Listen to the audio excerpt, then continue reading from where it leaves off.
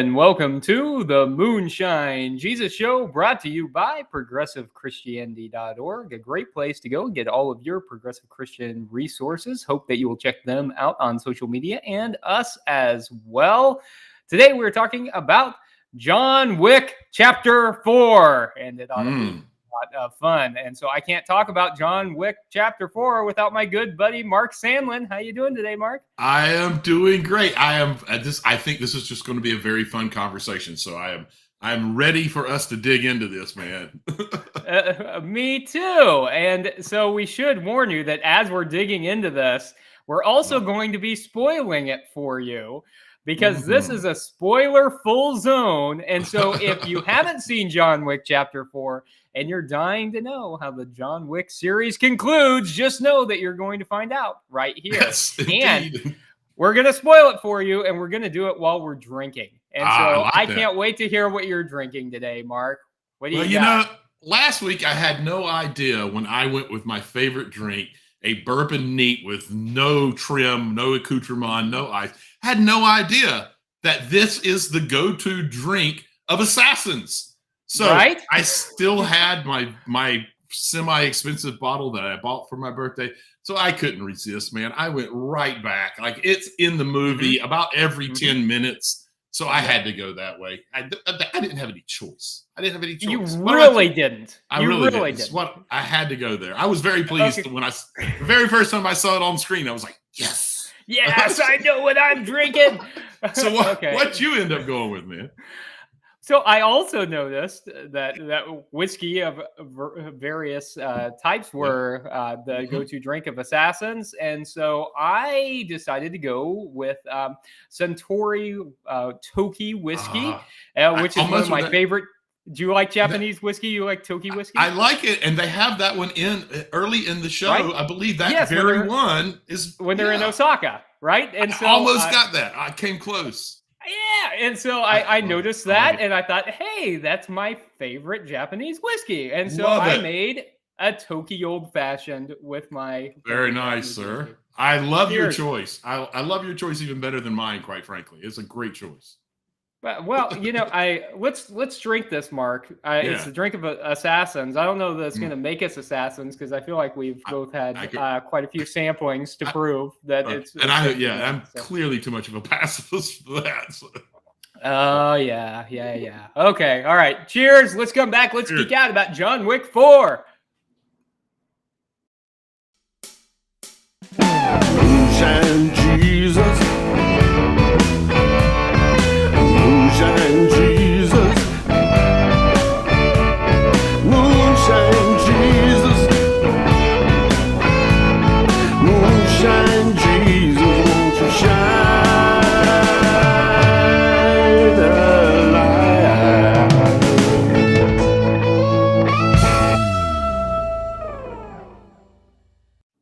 Welcome back to the Moonshine Jesus Show. You're in our Geek Out segment, and so we're going to be talking, as Caleb has already told you, we're going to be talking about a John Wick 4.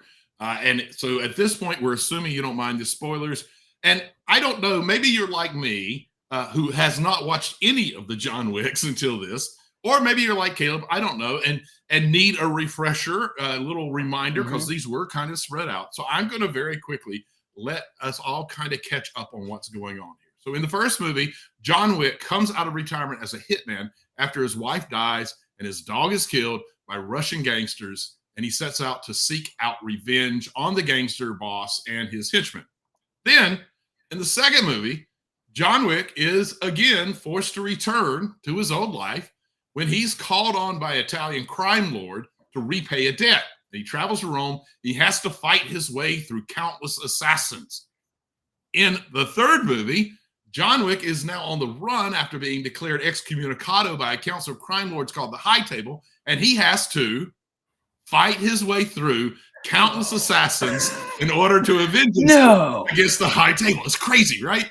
And then in this, the final movie, Wick, who has this large bounty placed on his head, continues his quest for vengeance against the High Table and has to finally, in hopes of finally buying his freedom. And to do so, he has to, you guessed it, fight his way through countless assassins, and in this case, also confront new adversaries, as well as an old friend who is forced to become a deadly foe. So, Caleb, as the only one of us here who could even loosely be considered an aficionado of John Wick, that I do a reasonably good job covering what those movies were about. Yeah, I think you hit the highlights there. Okay. As I said last week, here's the point I want to make about that, though. Yes, I'm glad that you feel like I kind of hit the high points. I want to just let everyone know I hit the high point of 4 movies with 8 sentences.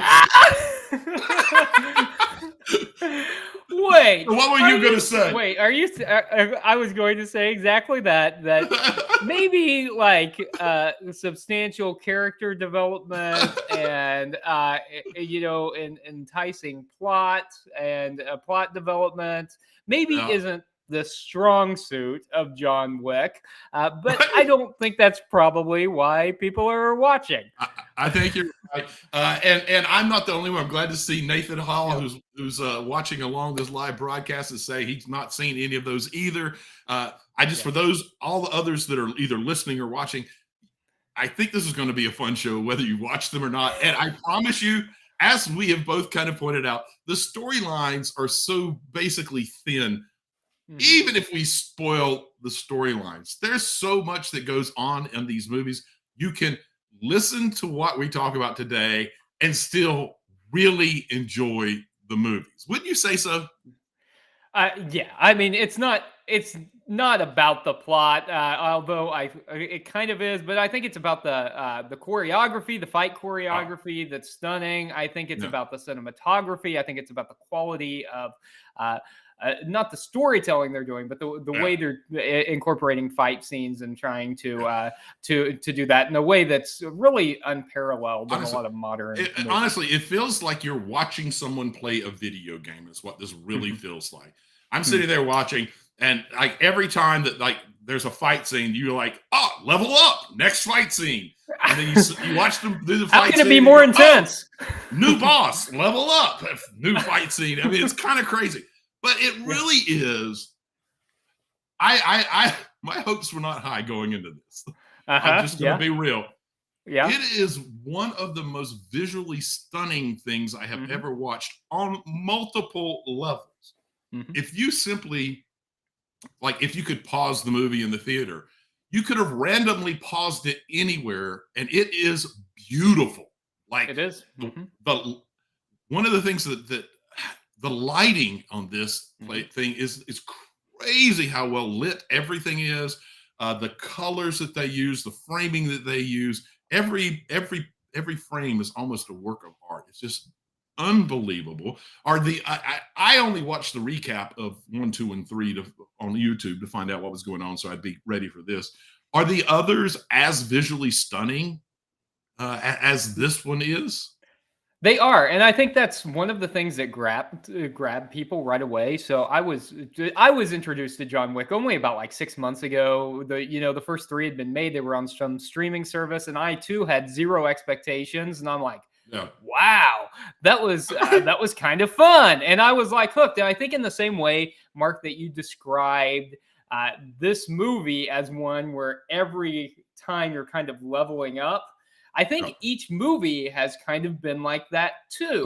John Wick 1 is kind of the base level, and then it's like I don't know how they can level up from that, and then they do. And so like on Rotten Tomatoes, each one of the John Wick movies has been rated higher than the one before it. Yeah, so I mean John Wick 1 was I think around 85, 86%, and you worked your way up. And to this one that is sitting at 95% fresh on Rotten Tomatoes. And so I think in the same way that in the movie, you're like, how could any scene be more intense than the one I just saw? You have a brief respite where there are a few one-liners, and then you go back immediately into the action, and somehow it has leveled up. The movies very much feel like that as well in terms of what's going on, locations, and I would say cinematography and lighting and stuff too. Oh, the cinematography is incredible, and then also visually, the fight scenes, they are beautifully choreographed and impossibly fluid for a fight. It is almost like ballet at times. It is don't get me wrong, it's some of the most intense fighting you're ever going to see on screen. Right. There was a gentleman sitting next to me. It ended up making me a little bit uncomfortable because there was a guy sitting next to me. I'm a little surprised hearing his conversation with the person he was there with that he wasn't wearing his MAGA cap. And every time he was metaphorically wearing it. yeah, he all but was. And when the most horrific things happened, he was giggly like a kid happy about it.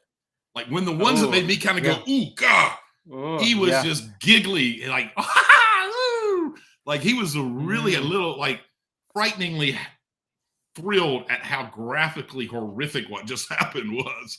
And that does happen. So it's important that people know, while I just described this as beautifully choreographed and impossibly fluid for fight scenes, it's also, there are moments where the gore and the absolutely horror of what happens to a person is way over the top, man. Yeah. And I think that's one thing that we see in this one. I think we see it throughout the John Wick series, but I think we see it even more in this one. And in fact, I was reading one commentary that was saying that this movie struck the perfect balance of being over the top and almost making a commentary on how over the top the John Wick series has been without being quite too much, which I think means to me that this is the right place to end John Wick's story, because I'm not sure. I think that whenever you're constantly talking about ways to level up, you eventually hit a point where there's no way to level up without making it significantly worse. So I feel like this is probably the right place to stop. The John Wick. But one of the things that I did that kind of threw me off, there's a few things in this movie that you really have to just kind of just roll with. One, I'm going to two particularly that stood out for me. That it did ultimately. I think I would have been better off if I had at least watched one of the earlier movies, because early on in the movie, there's these fight scenes, and I've heard it called gung fu instead of kung fu, because there's so many guns while they're in close combat that are firing off and all this. And I kept watching these folks, like, they're always also dressed to the nines. I mean, they are in suits, and people would be shooting at them, and they would pull their coat suit up, and it just keep on going. I was like, what the hell is going on? Like, how did they not get, or they put an arm up over their face, like, oh, well, that's going to protect. And it took me a little while, and they finally kind of show you that it's like Kevlar. Like somehow Kevlar is flowing like fine silk suits. Like, okay, whatever. But I got to say, that threw me out a couple of times. And there were a couple of moments, and I think this one is the one that most shows like what I did have some issues with in terms of its directing and how much the suspension of disbelief they were expecting from us. But beyond the fact that there's no human person that could go through the torture and the bodily injury and get up and then walk around and run and fight again. Beyond that, there's these weird, like, one of the most intriguing fight scenes. There's a lot of intriguing fight scenes. I've never seen anything like it. Is the one in the dance club, right? Where it's a dance club that also has waterfalls, and then there's a really cool, intriguing character, Killa, who's in a fat suit, really, and is this really engaging character. And there's all these fights going on, and they are intense fights. And the whole time, you know, you're hearing club music going on, and all these people in the background, in the midst of these horrific fights and gunfire, just dancing and having a good time, like you know. I'm glad you brought that up. That struck me in the same way. And then the crazy thing is, so you get this long fight scene with them doing that, and when the fight scene ends and starts to transfer outside as they are trying to, as the fighters are leaving, all of a sudden everybody's scared and running out of the buildings to get in their car. It's like, wait, you waited till the fight was over. And it's not like it's just an ordinary fist fight. I mean, they are graphically killing each other. Following stories and taking head dives off of stairs into other stairs and landing on your head. Like, horrific stuff. And they're all just kind of having a good time. But then all of a sudden, when it's over, they all get scared and run out of the building. I was like, wait a minute. Somebody needed to be like, nah. That doesn't work. That does not work. I mean, Am I asking No. too much from a movie like this? Just a little bit of I mean, consistency? I think, yeah. I mean, they're asking us to suspend a lot of disbelief. Oh, of course, suspension of for this. disbelief. They're clearly Right. asking for that. But yeah, I mean, that was a moment that was a little over the top, and I mean, certainly you see them completely unfazed as they're dancing, and so I mean, I was thinking about that, and I was curious to ask you, like, do you think that the directors were trying to say something about being desensitized to violence, or do you think there was any kind of commentary in that, or do you think they just thought it looked cool for people to be dancing in the background as they were fighting? I think they thought it would look cool, and that it would also underscore that this is kind of one of those clubs where you've got the mafia kind of folks that are there already, so it doesn't surprise them when something breaks out. I think that's part of what was going on. I mean, the director is a really interesting director. He was originally Keanu Reeves' body double in Matrix. So he's a stunt man, and so I think the idea of making a commentary on violence, unless he has changed dramatically in his life, which I don't think is the case, I think it's really not real to think maybe they were trying to make a commentary on how desensitized we are to. I just don't see that being the case. I think they were really trying to say, this is just that kind of club. Like, people aren't surprised at this. They're going to have a good time anyway. As the building burns down, we're still going to have a good time because this happens. This stuff happens. But but when they all start running out afterwards, that's when I was kind of like, okay, now I don't buy it. Like, having them run out afterwards is the thing actually that was more disturbing to me. It's like, okay, it's a dark club, and they're just living their best life anyway. But then they run out when the fight finishes. It's like, what? Oh, come on. You can't expect me to buy into it at this point. So that was quite a fight scene. But Mark, did you have a favorite fight scene? Like, what was your favorite? Because as you said, there were all these different levels of it. Did you have a favorite one? The fight around the arc, where the cars are always going and nonstop. That was probably my favorite fight scene. I mean, the one where we almost get a nonstop shot and we go overhead and we watch him moving through that was also really well done. I thought that was the scene that everyone seems to love. I got tired of real fast. The last one on the stairs. That was mine. Every time they fell down, one. I was like, oh, come on.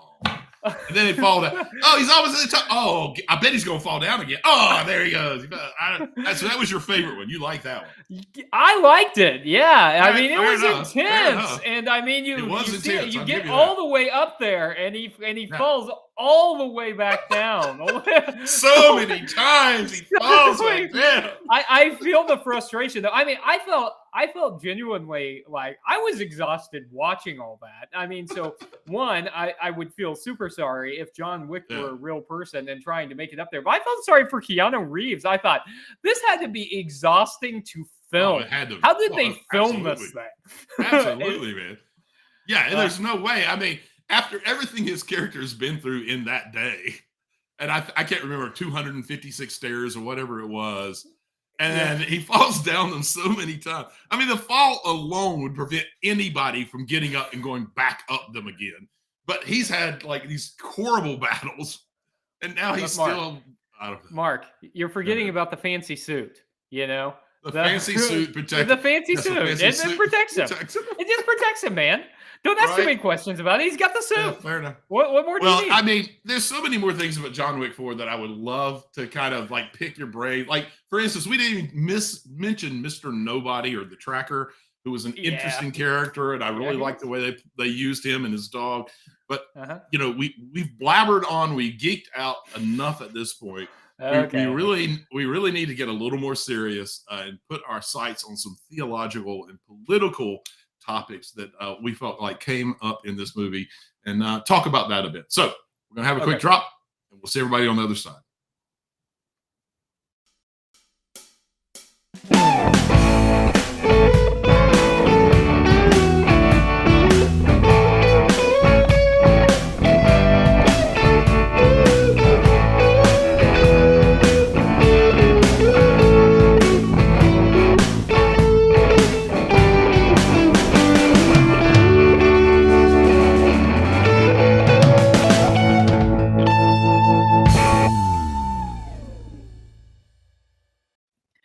Welcome back to the Moonshine Jesus Show, where today we're talking about John Wick, Chapter 4. We have geeked out about it, and now we're moving into our segment where we're talking about the theology and politics. And you may have, if you've ever seen a John Wick movie, think, what on earth are they going to talk about in John Wick that is theological and political? And that would be a fair question. That would be a fair question. But we're going to do our best. Okay, because there isn't a ton of plot. No. It's pretty thin, as we heard just a few moments ago. Mark so wonderfully narrated for us the plot of 4 movies in 8 sentences. So 2 sentences per movie. Thank you, Mark. That was exactly great. So there's not a lot of plot. It's thin, but there are some great one-liners between action sequences. Fair. How they hold up theologically, I don't know, but I want to throw some of these at you, Mark, and see what your perception of some of these are. All right. So one of them that we get early in the movie this go round is the statement, "None of us can escape who we are." We fundamentally are who we are. No, we can't escape who we are. We're kind of prepositioned to act in certain ways. I want to know, is that true? I am not a fan of that kind of fatalism. I just am not. And as a Christian minister and a Presbyterian. Who is supposed to believe in that kind of crap. I mean, that kind of theology. I have to say that kind of fatalism runs over and against everything that I think is important about theology. And one of the key elements that I think that theology is only useful if it contains is hope. And that fatalism destroys hope, destroys the idea, as we were beginning to roll into Easter here, the idea of new life, of life after the little deaths of what the world can feel like and be like. The idea that we can always improve ourselves, that we can always be working towards a more hopeful future, and part of that is a better self. Yeah, I don't buy into that line. How about you? I mean, where do you fall? I suspect we're not too far apart. Of course. I think it depends on how you take the line. I think if we're talking about that we are destined to behave in a certain way and there's nothing that we can do to change it, then I think that that's fundamentally untrue. That we see over and over again that no matter what it is that we have done or what's in our circumstances, that we can overcome that and we can work to be better human beings. In fact, that's what Christian faith is about.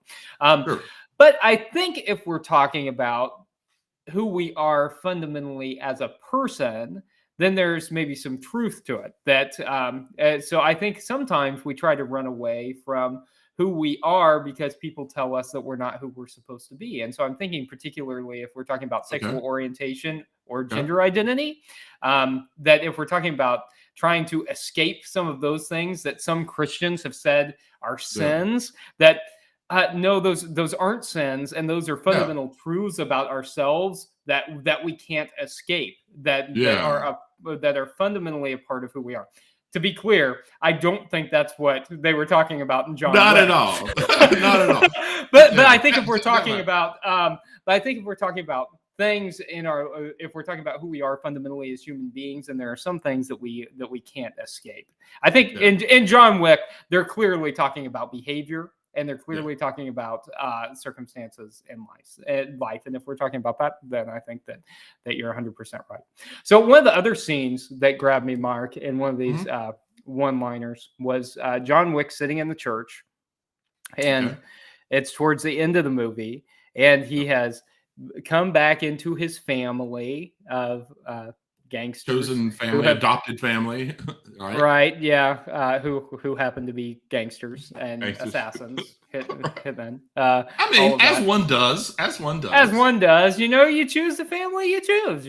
What are you gonna do? And so that's who he has chosen.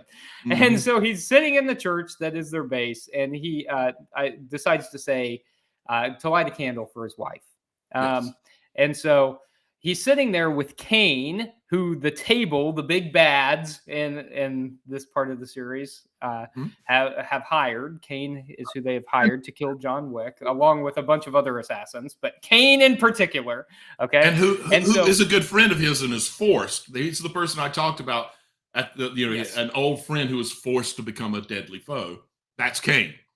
That's Cain, and who's blind, and so they're sitting there, and Cain says to John Wick, saying goodbyes, and John Wick replies, "I'm saying hello," and Cain replies, "Do you think she can hear you?" He's lighting a candle for his dead wife, and he says, "No," and then Cain says, "Then why bother?" And Wick says, "Maybe I'm wrong." And so implying that she can hear him. So what do you make of this scene, Mark? And I'm curious because you and I have talked about this a few times about Christian thoughts on the afterlife, and where do you think that's headed? Because I know I've heard you talk some, Mark, about how traditional notions of the afterlife leave something to be desired. However, leaving nothing, no thoughts of the afterlife, leaves something to be desired as well. And so I'm curious, Mark, as you've been thinking through this, where do you think we're headed in thinking about the afterlife as Christians? I think that we're going to be heavily influenced by a lot of the work that's being done in science, frankly, about the continuation of energy. I love this. That's not where I thought you were going to go, and I love that. I really do think this is where we're going to end up. At least going to be part of it. It's like the continuation of energy, and are beginning to understand that we're not the only universe, that there are parallels that run alongside of us. And we're beginning early right now to see that there might be some gaps there where there is some openness between whatever it is. These, I'm going to call them universes, parallel universes, but it could be alternative universes. I believe that there is something as we move forward that I don't like the theology of I'm doing it because maybe I'm wrong, because that's kind of a very conservative, hey, you better be a good person because what if you're wrong about hell? I don't really like that. But I do like the thought of I don't understand the afterlife. And so I'm not going to just live in the one thing I believe right now. I'm going to be open to the possibilities that I could be wrong. I like that approach right now about what the afterlife is, that there is a different way that maybe she does hear him.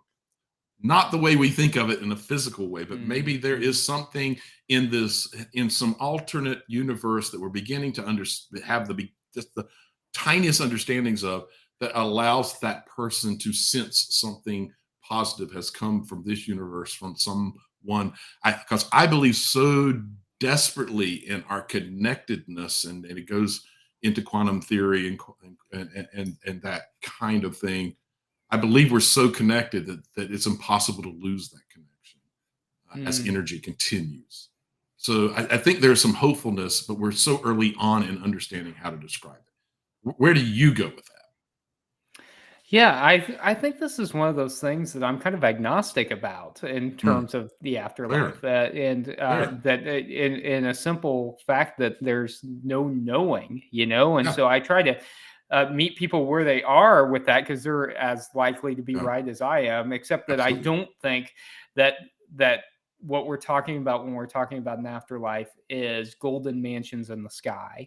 I don't think there's much evidence that there is anything like that in terms of afterlife. I think I'm much more drawn to the idea of the energy that you're talking about, or the dust particles that are in us, us being the dust of the stars, as Carl Sagan has said, right? We're formed from stardust. And I think the fact that the atoms in our body live on in different ways, I mean, it's literally reincarnation, right? The atoms in our body literally become something else. Something else. So I think there is something to the fact that we live on through those memories of loved ones, and that whenever we tell stories about the people we love, that they are still with us. And so I think ultimately that afterlife is beyond our understanding, and I'm agnostic about it, but hopeful in some ways too. So I appreciate that clarification, Mark. So I want to throw one more one-liner at you while I've got you in this segment. I've got time for one more. All right.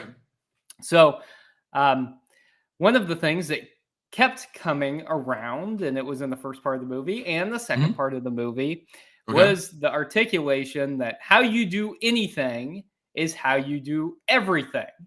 And again, a one-liner that sought to convey some kind of great meaning to John Wick. I want to know, is that true? Mark, how you do anything is how you do everything. No, come on. What a bunch of malarkey. I mean, of course not. I mean, life is complex. You're channeling Joe Biden. I just had a Joe Biden flashback when you used the word malarkey. A malarkey. Yeah, you're not drinking Irish whiskey, are you? I wish. No, it's bourbon. Actually, it's always bourbon with me. If I have an option, I'm going to go. I almost went with the Japanese because it's very good. I like the balance between the bourbon and the scotch that you get with an Irish. But no, I really just think that's a ridiculous. It's a romantic idea to some degree that's a reality. But no, everything you do has different priorities in your own life. Everything you do impacts other people in different ways. And if you care about that stuff, you're going to be paying attention to it. From a personal standpoint, how important it is might change the way that you do it. It's just a reality. I am very, very meticulously, obsessively organized in certain things, and other things I'm just not. Sometimes it's because I think the creative process is a lot more important in that area than being meticulously organized. Sometimes it just doesn't have that higher priority in my life, so I'm not going to put that much time and value into it. But sometimes it's all about how what I'm doing is going to impact other people. And if you care about that, if it's not going to impact other people, you might handle it in one way. When you know that it's going to impact one person, you might handle it in a different way. When you know it's going to be so many people, you might make different choices. So for me, just from a purely straight up logical point of view, that is such a ridiculous line. I mean, oh my God. What did you think when you heard it? Malarkey! I use the word. I love it.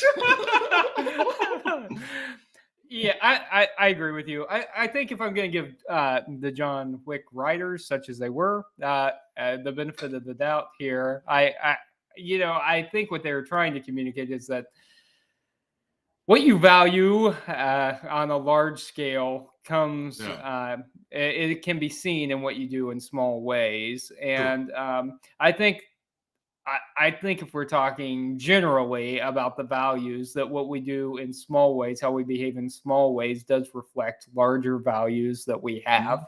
And so, if we say that we want to love our neighbors and then in interpersonal relationships, discriminate against people because of, say, race or sexual orientation or gender identity or culture or whatever it is, or, physical or mental ability, or if we advocate for passing legislation that hurts those people, even though we are saying love our neighbors, then in that way, I think it's true that, even though we're saying one thing, we're behaving in a way that's different. It's the little things that really prove whether or not we really believe the things we say that we do.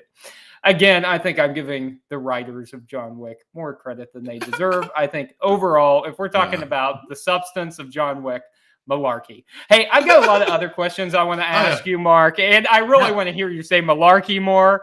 But here's the thing. If we do that, we're not going to be able to get into our last segment. And we've got to, right? Because it's a make me look stupid segment. And I can't wait to see how you're going to make me look stupid today. So let's take a real quick break, listen to the music, come back for Make Me Look Stupid.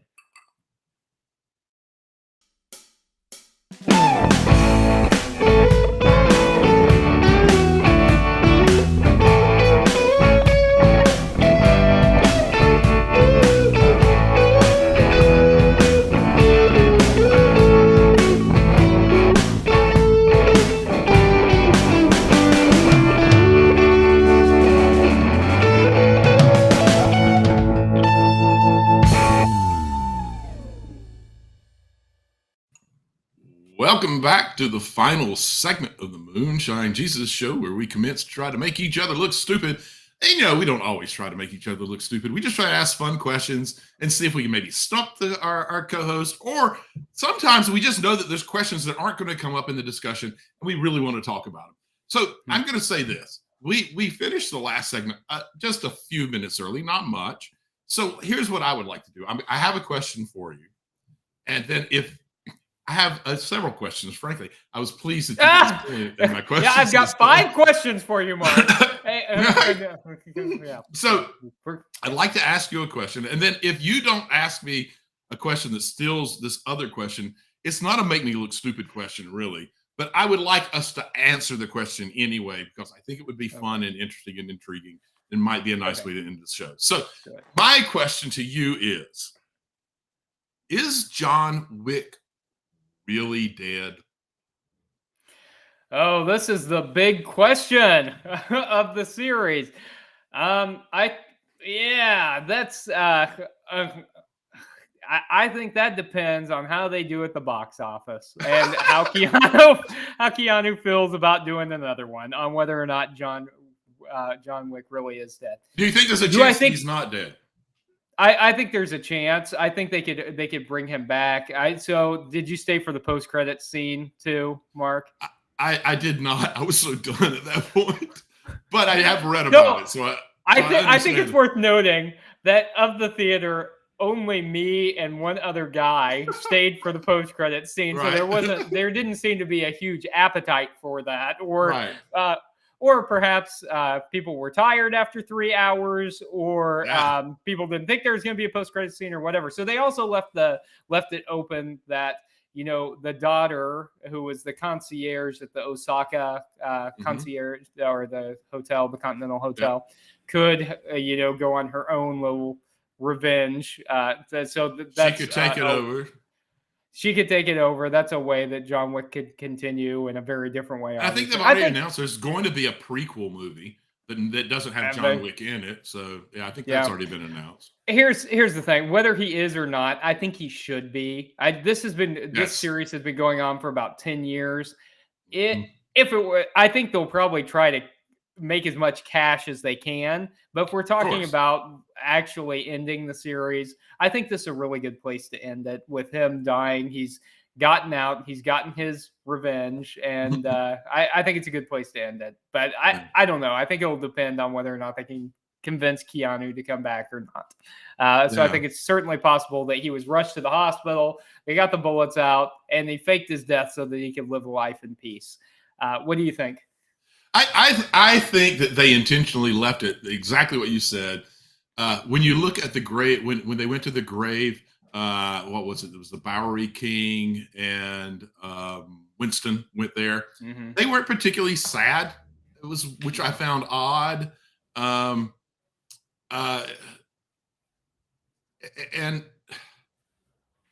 I don't know. It just felt like there was something else going on. The Bowery King, he has his dog with him, and there's one moment where his dog, it was intentional. They made you see the dog move its head like it heard something. And I was like, so is that Wick in the distance watching his 2 old friends gently say goodbye because they know that they really can't see him anymore because this was the way they're giving him his real freedom? I feel like that they have very intentionally set it up so that if they were to decide to, they could do it, or bring him in, like have the concierge start to be her story, but maybe he becomes the old sage that she sneaks off to from time to time. I feel like they kind of set it up that way. I don't know. Possibly. All right, your turn to make me look stupid. Okay, so the whole purpose of these John Wick films is for John Wick to seek revenge, as you so eloquently stated earlier in one sentence to summarize the first movie. They kill his dog, and he gets they're emotional. His wife who died gave him the dog, and so the dog is like his source of emotional support and connection to his wife and stuff like that. And so there's a real reason why he gets back into it. But ultimately, he gets back into it for revenge for killing a dog, and he goes through and kills a whole bunch of people. And in this movie, as we've seen at this point, this the fourth film of John Wick getting his revenge. Winston says, "Where will it end?" And so I think in that there's an assumption that no revenge is ever enough. And so I'm curious to know, Mark. I need your help as a clergy person. I need to know like what the Bible says about revenge, and I need to know if it's it's human nature to want revenge, but is there something healthier that we can do in return? What should John Wick have done? That's what I want to know. If Mark Chandler were making the theological John Wick, what should he have done whenever his dog died? Well, of course, we have the Bible telling us. Pitch me the movie. Of course, we have. I'll try to get to the movie. I'm going to stall a little by answering some of the other questions you threw out there. It was more than one or two. I threw out several. There were several questions. You see, I didn't even warn you. I just threw them all out. It was fair. It was fair. That's fine. So, of course, the Bible tells us to leave revenge to God. Now, depending on your understanding of God, what that actually means, it doesn't really matter. I think ultimately, theologically, what it means to leave it to God, what it means is to leave it alone, to let it go, to don't feel like you need to have that. So, there is also this thing of when someone does something that is harmful and that is hurting other people, at some point there really does need to be some form of consequences. It doesn't need to be an eye for an eye, as Jesus said, turn the other cheek instead. Now, he wasn't saying be a doormat. He was basically saying use the systems that exist. And we could go into Walter Wink's idea of what turn the other cheek really means, and how what it is using the system that exists to make a person respect you and see the wrong that they have done. And so I think that's where you have to go with a movie like this if you really want it to be effective, because vengeance begets vengeance. Hate begets hate. This is not like the question of where does this end is a really like one of the most astute moments in the movie, as far as I'm concerned, is it points out that this is a cycle that you can't break out of unless you handle it a different way. So right off the top of my head, I'm not going to have the perfect answer of how you use the system within that this all happened within. But for me, you go to that system, you figure out a way where the person has some consequences, but it's not an eye for an eye type of consequences, where they can understand the damage that they've done and how that there has to be a better solution. But you've had more time to think about this than I have. Well, so I really before want to know I your answer, I've got to know your movie pitch. What is your movie pitch about what John Wick does? That's the problem. I think John Wick has to go back. So I didn't watch the first movie, which is part of what's making this hard. And as I understand, the first movie didn't have the high table so much. It was more of a Russian mafia. And so you have to use internet. He has to go into, I don't know, man. I'd have to have seen the movie, honestly, to figure out how do you rewrite that movie so that, since it's the Russian mafia and he's not actually, John Wick isn't actually in the mafia, how do you use international law in a way that holds someone accountable for what they did in a way that gives a successful and a satisfying, like, they had consequences for what they did. It would have to be something in that area, but I didn't watch the first movie, and frankly, I don't really plan on going back and watching it. What? Well, you've already told me that the fourth one. You've already told me that the fourth one is so much better than the other ones, and the fourth one was worth watching once. But I'm not going to watch it again. So that's where I am. So I've got to know. You've had more time to consider this. Where do you end up on that? Yeah. Okay. Well, I think I like using the systems that are in place. I think ultimately what we discover is that if we're using a biblical notion of what happens, it doesn't particularly make a good movie, right? Nobody watches a movie where Keanu Reeves forgives the people who have killed his dog and moves on with his life. And I think there is a question there what everything. forgiveness looks like. Forgiveness doesn't mean to lay down and be a doormat. Just like, okay, fine, I'll wash my hands of it, whatever, it happened, and I'll get over it. Like, there is some accountability that can come with forgiveness. Forgiveness doesn't mean you let people back in your life who have destroyed you and hurt you and made your life. Like, it does mean that hopefully there is some consequence that the other person learns from.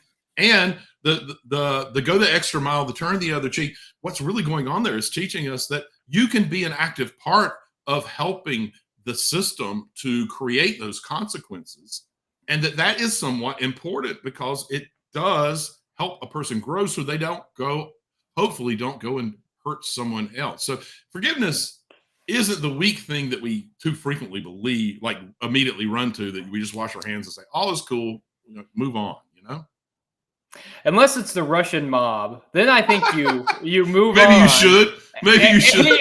I think maybe That's fair. Maybe That's the fair. Russian mob isn't someone that anyone besides John Wick can really hold accountable. So, but I think in normal circumstances where you're not dealing with the Russian mob, which let's face it, is going to be all of our circumstances in life, right? It is different. Fair. Okay, I love it. Hey, thanks, Mark, for talking about John Wick 4. This has been fun, and I feel like we had a really good conversation. It was good, but I want to have. Okay. I want to. Oh, you want to come back?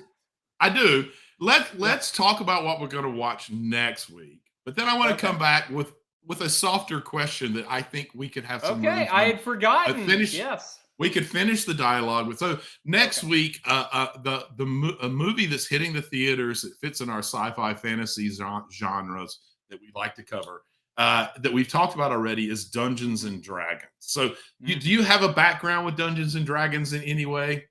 Not at all. The only experience I've had with Dungeons and Dragons is watching them play it on Stranger Things. But you have one, right, Mark? I played it in high school. I would come home from college on long weekends intentionally to play it.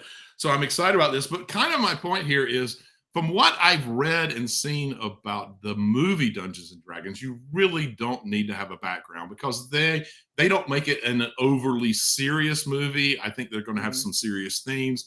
Right now, the IMDb description says a charming thief and a band of unlikely adventurers embark on an epic quest to retrieve a long-lost relic, but their charming adventure goes dangerously awry when they run afoul of the wrong people. And the previews look kind of fun and funny. Right now, I think it has a 90 or a 94 on Rotten Tomatoes. So this should be a fun one for us to look at. So those who are watching... Yeah, so make sure you catch it before our next show and tune in. So here's where I'd like to finish this. Okay. One of the little moments that happens throughout John Wick 4 is kind of a fun thing to think about, where his buddy asks him, "What do you want on your tombstone?" And at the end, we see what he wants, and he decides to define himself through his relationship with another person, loving husband. My question to you is, what do you want on your tombstone? Oh, Mark, I don't know. That's I have never thought about that. Yeah. Well, I had, when they asked the question, I realized while I was sitting there watching the movie that since there was not much storyline, I had a lot of time to think about it. Like, I was stuck in this one spot. I didn't need to pay attention to the storyline. So. All right, so I'll give my answer. To be fair, give you a few moments to take a beat and kind of consider. Yeah, let me think about it. Yeah. So I did. I sat there as it was going. That was truly the truth. I was watching the movie. I was like, well, heck, I got time. Like, there's interesting fight scenes and it's really pretty to watch, but I got time to think because I don't have to follow the storyline here. So my first thing was, I realized that I don't want to be necessarily defined by my relationship with other people. While those are very important, that doesn't say who you are. It says who you were to other people. And I don't know. It was a lot of things went through my head and I kind of processed. And so I think I've arrived at one of two. Either it needs to say, I hope that people would agree, it could say a reasonably nice human, or he tried to be a good human. For me, I think those two things, like there's this reality of I'm trying to be, I'm doing my best, but also a recognition of, I screw up. It's not always, I can't always get it right. So I think that it's one of those for me. I'm leaning more towards a reasonably good human or a reasonably nice human. I like that. But he tried to be a good human. I'd be okay with that as well. I'd be okay with that as well. Yeah. So there's also just this whole idea of like what perspective, what angle does it need to come from? Is it, how you're seen or how you relate to people, or I don't know. I mean, what do you? So I've had a moment to process this now, excellent. So I plan to be cremated and to not have a tombstone, and so there will be nothing on my tombstone, and instead I will rely on the impact that I've had on others, which consequently flows in from my theology of the afterlife that we talked about earlier. That it has to do with how I impacted others. And if I live my life in a helpful way, hopefully others will say what they think ought to have been on my tombstone. I would be cremated as well. So well sidestepped. So this is all irrelevant, Mark. All that thinking you did instead of enjoying the action sequences. I didn't say I didn't enjoy them. I just said it didn't take a lot of brain power to enjoy them. I had time to do other exercises. I was just saying that this was an interesting exercise. But anyway, I appreciate you. Appreciate our time together. And more importantly, we both appreciate all you folks who have tuned in. Absolutely. Those who are listening to us on the podcast. Thank you so much. We cannot wait to see you again on the next Moonshine Jesus Show. Moonshine Jesus.